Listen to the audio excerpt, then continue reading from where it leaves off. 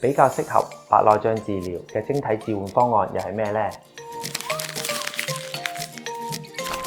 單焦距晶體或者多焦距晶體只能喺一個或者多個固定嘅距離睇得清，而景深延長晶體咧就可以喺一段距離裏邊都睇得清。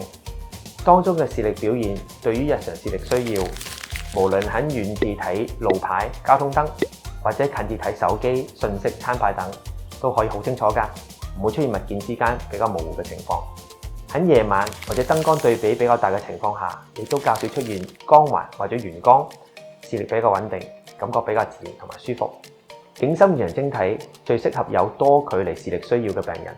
但亦都有啲情況，病人未必會首選景深延長晶體。